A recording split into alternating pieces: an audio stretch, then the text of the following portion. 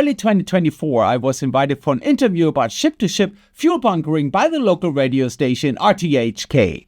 Frankly, I didn't know much about the significance of this event for the Hong Kong maritime industry until I met Kenneth Leung, who was instrumental in making this happen.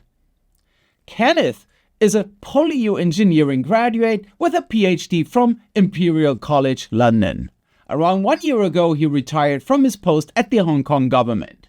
He now is the Director of Sustainability Net Zero Office at HKUST. December last year, 2025, he visited our Department of Logistics and Maritime Studies at the Hong Kong Polytechnic University to give a keynote at our annual winter workshop and share his experience with greening the maritime industry in Hong Kong.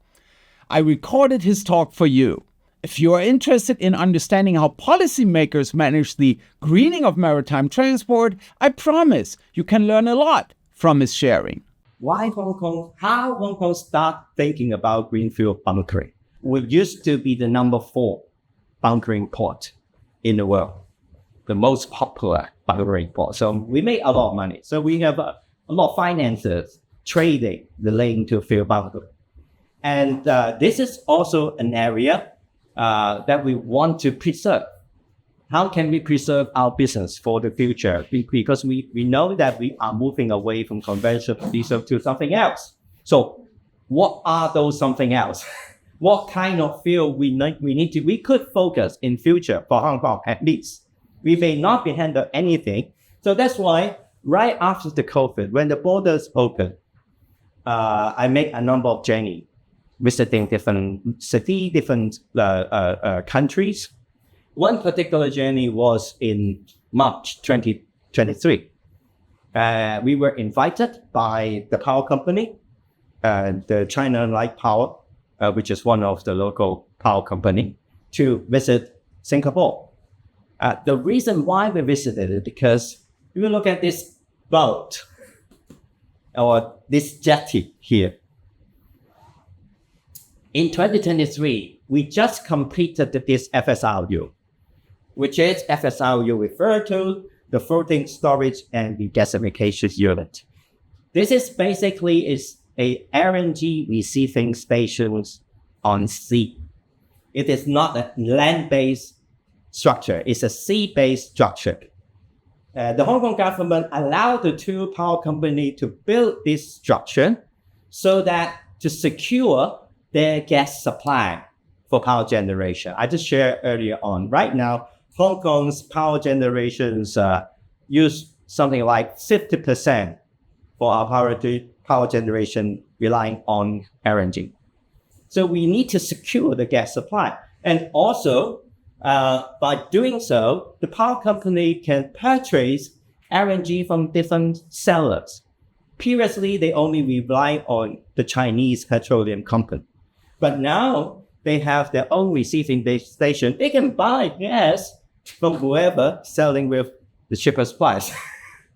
So this is a very economical strategic move. Then once we finish this jetty and receiving station, virtually this is the largest FSRU in the world. It was manufactured by a Japanese company. It's actually owned by the Japanese company. It's something like we rent the power company rent this particular facility. Now, once we have that facility, the Hong Kong government start thinking about what if the 2 power companies could not use up all the LNG supply? Could we make use of that supply to enable us to do LNG bunkering for marine vessels? Because we foresee that there are more LNG vessels under construction and in operation soon, okay, in a few years' time. And that's the reason why we went to Singapore to learn what the Singaporean government has done. Actually, Singapore had a head start of 10 years earlier than Hong Kong. Hong Kong has no infrastructure in 2023, zero. We could not do any LNG bunker in 2023. No infrastructure, no regulations to ensure the safety, nothing. That's why we went to Singapore to learn. How should we do it? And what did they do to make it happen? Okay? During that visit, the several major government departments. I represent EPD, the Environmental Protection Department. At the Transport and Logistics Bureau, they are overseeing the maritime activity, and under them is the Marine Department. They are the major department regulating the safety of vessel operation in Hong Kong. So 3 departments we went together, and then during that visit, I talked to the Deputy Director of Marine Department. We noticed that we already lost battle in terms of LNG bunkering. We could not win the share from Singapore easily. Sorry, no. Then we decide, what else can we do? Why not we do something new that not even Singapore has started to think about? And that is the reason why I brought in the idea of green methanol. Because before that, researchers are already in contact with a number of mainland company and Hong Kong company. They start looking at the possibility of producing e-methanol or green methanol or biomethanol. So I noticed that we have a strong supply in future in mainland, which is closer to Hong Kong than Singapore. Okay? Singapore, they could only rely on Malaysia or even Indonesia if they were to produce anything to supply to them. Singapore has no production plant for methanol yet. And that's why when we visit and I talk to the government over there, they actually, on top of hydrogen, they selected ammonia as an alternate fuel for Singapore in that time. The reason why? Because they have ammonia manufacturing plants in Jurong Island. So they make use of their own advantage to decide their roadmap. That's fine. Hong Kong has nothing. I don't have production plants, so I can choose whatever I like. But I need to find the way to enable me to do that. And that's the reason, after the visit, we decided, even though we could not win a lot of contract of LNG bunkering, but we still need to do it. We still need to demonstrate to the world that Hong Kong can do it. Hong Kong can do LNG bunkering in our port, no matter how great is the business. So I think it's in September, August time. During that year, 23 is quite interesting. Once the border opened, a lot of Chinese state-owned companies came to Hong Kong. They all talk about energy issue, either selling green electricity to Hong Kong or many other opportunities relating to energy. So I met all of them because EB was responsible for energy policy in Hong Kong. So I represent the secretary to meet with all these different companies. And then I realized China has a great potential in green energy. And that's the reason why I started talking to a company who already own an LNG bunkering boat in Shenzhen. They have started the LNG bunkering operation in 2023, early 2023 in Shenzhen. And that's why I arranged a visit with our colleagues from MD, the Marine Department, as well as the Transport and Logistics Bureau. We actually, the Undersecretary of TLB came with us. We get on board of the LNG bunkering boat in Shenzhen, visit the boat, talked to the owner, operator, to get a feel whether it's safe, because everybody worry about the safety of operating an LNG bunkering boat in Hong Kong. So once we get on board, then the Undersecretary said, it's not that unsafe. We walk around the boat and see how big the boat is. So seeing is believing. This is important, even for policymakers. When we don't know anything, we tend to be being conserved. But once you're being exposed and have an experience to see the real thing, it really helps us. It really helps us to have better understanding and have stronger confidence to push forward for certain policy. Because of that visit, simply because of that visit, I think it's in, I can't remember, August or September. Then, what happened? We decided to put down a policy. The Chief Executive Policy Address normally takes place in October every year. So in August to September, the Chief Executive Office will ask for every bureau to submit new policy suggestions. Because of that visit to the Shenzhen LNG bunkering port, both EB and TLB has the confidence we can try some. And that's why we put down these 3 points in the policy address. Virtually, forget about the inside, just look at the title. To develop Hong Kong into a green maritime fuel bunkering center. That's the key target. No matter what we are going to do, we're going to aim for that particular target. So putting into CE's policy address is an important step.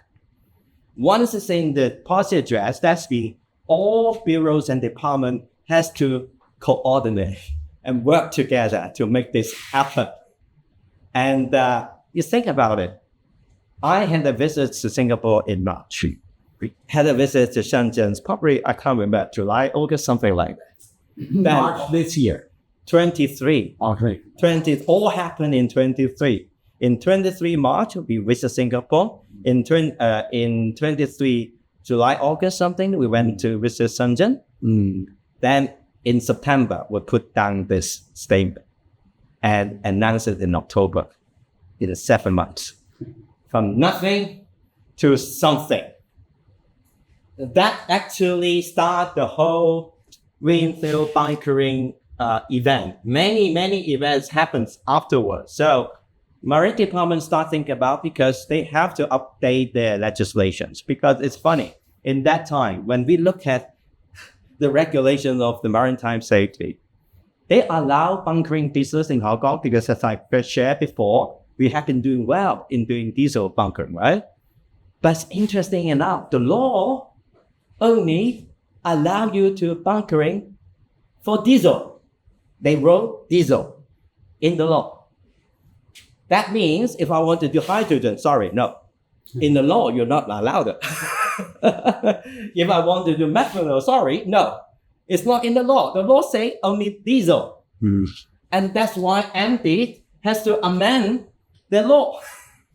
So they have to proceed with amending the law to allow ships to use all kind of green fuels. And it has been done last year. So right now, later on I will share. That's why this year we start to have the first 2 LNG bunkering operation in Hong Kong in 2025 because they completed the law amendment in the end of 2024. And also in the middle of 24, they wrote out a number of steps to enable trade, core practice, and also tell the trade what they need to do in order to do bunkering, and also to roll out some incentive scheme. I don't go into detail, but basically, once you put into this Chief Executive policy address, things just start happening. Okay? From the government side, we try to adjust ourselves to accommodate the new business. And then at the end of 24, TLB also released the action plan. In this action plan, there are a number of targets. Now, these targets are relevant to the government's operation. Okay? Basically, reduce carbon emission by 11%, 50% of government fleet, because government fleet is something we can control. So we dictate the timeline of adopting green fuel in the government fleet. We know that it's more expensive, but in the beginning, the government needs to take the lead to show to the trade the determination and the commitment from the government. And by doing so, we also want to reduce the overall cargo terminals operations carbon footprint by 30% as compared to 2021. So we didn't mention the date because it takes time. The cargo terminals are private company owned. It's not run by the government. So we could only work with the private company to ensure that they can actually electrify the operation as well as replacing the machinery or car with a low carbon fuel alternative. And then we also want to achieve 7% of Hong Kong registered ship to take on green fuel by 2030. Now, once the government sent out this signal, what happened? Let's see. So this is what happened. We achieved the first ship-to-ship energy bunkering in February, early this year. First ever.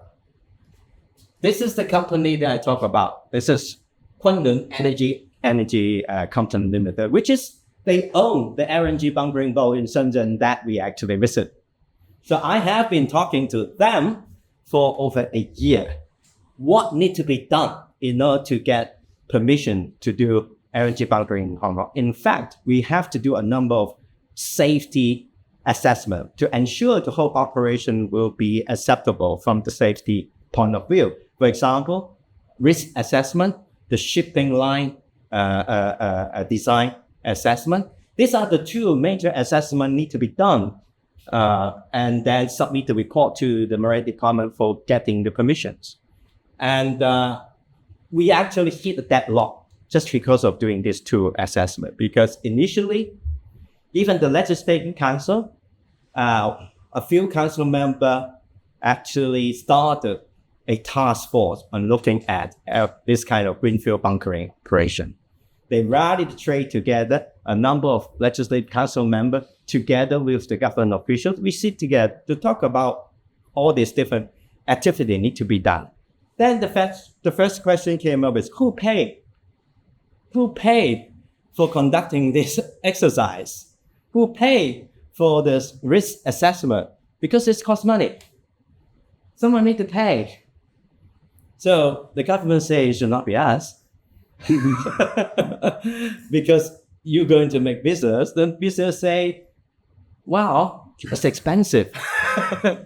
And we don't know how many business we could have after we have done the assessment. But somehow Kunlun Energy, their mother company is PetroChina. So financially, they are strong enough to do something. And that's why we agree. They start doing something. They pay for all the assessment exercise. They spend probably $2 million Hong Kong dollars on it before knowing whether they have any business is coming. But anyhow, they are the first mover, I would say. The first mover to really make things happen.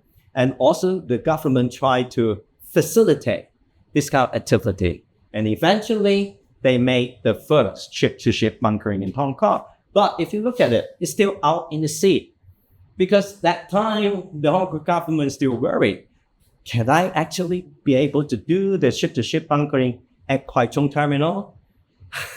So close to the residents, so close to all the other business activity. The government have reservations. That's why we decided to do the first bunkering out in the sea. If anything happened, it happened in the sea, not affecting nearby assets or residentials.